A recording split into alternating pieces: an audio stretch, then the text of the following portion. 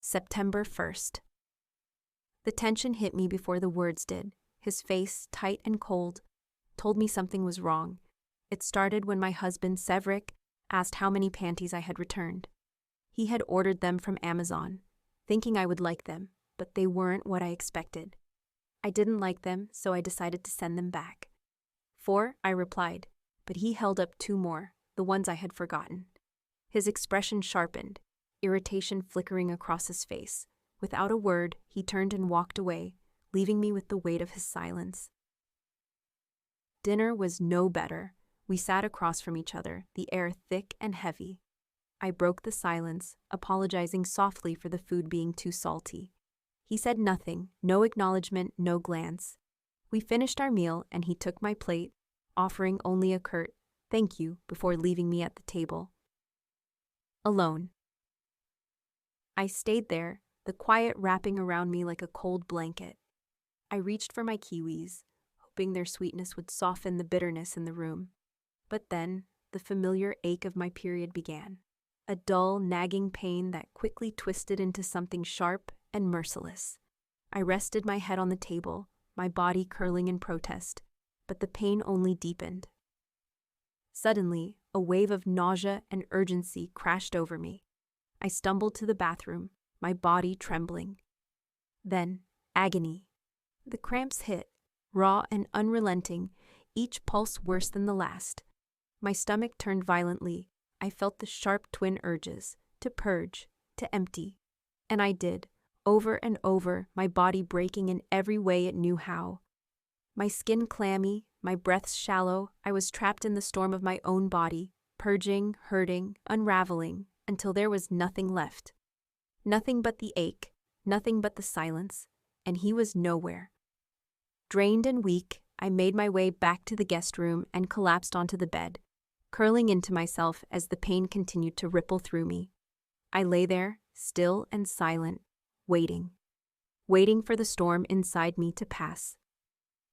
When the Tylenol I had taken finally started to kick in, the pain began to ease, softening from sharp waves to a dull, heavy ache. My breaths grew steadier, and the tension in my body slowly began to release. My limbs felt weak, but the torment inside me was finally retreating.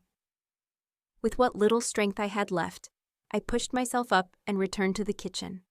The dishes from dinner still sat there, untouched and waiting. I began loading the dishwasher, my movements slow and heavy. Then I wiped down the counters and tidied up the kitchen, each small act of order bringing a fleeting sense of control to the chaos of the day. The room grew quiet, the hum of the dishwasher the only sound, a soft rhythm against the silence I knew too well.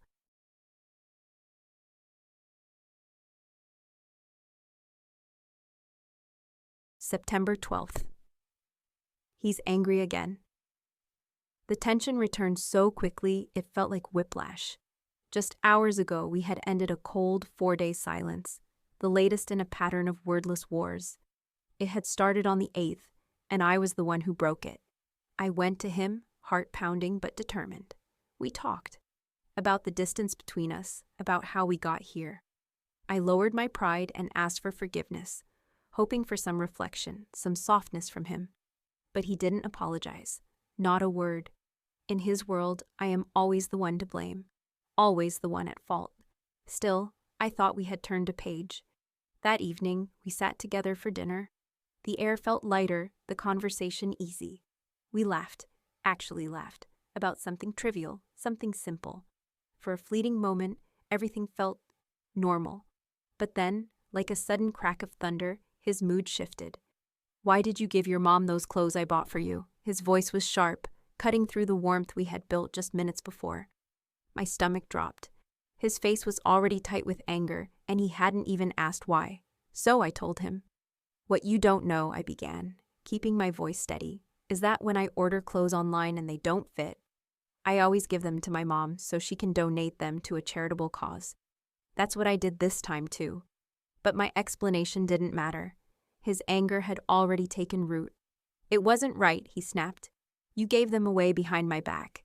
My chest tightened, but I forced myself to answer honestly. I did it because I hesitated, knowing how it would land. Because I was scared of your reaction. His eyes flashed, and his voice rose, cold and hard. So you thought it would be okay for me to find out later? You thought I wouldn't care that you went behind my back? I felt the ground shift beneath me. I sat frozen, the warmth from moments ago evaporating into disbelief. We had barely climbed out of 4 days of silence, barely tasted peace, and now, this, again. The most frustrating part was that he hadn't even asked me why I gave the clothes away. He just jumped to anger, judgment before understanding. He pushed back his chair abruptly, the legs scraping against the floor. Without another word, he walked over to the sofa, his frustration hanging thick in the air. But this time, something was different, because the Lord had strengthened me. The same God who gave me the courage to approach him after days of silence gave me the courage to face his anger without shrinking under it. So I didn't chase after him. I didn't explain, defend, or plead for calm. I stayed where I was, my heart steady, my spirit unshaken. I finished my dinner alone, but not lonely, because peace was at that table with me, and no amount of his anger could steal it. Hallelujah!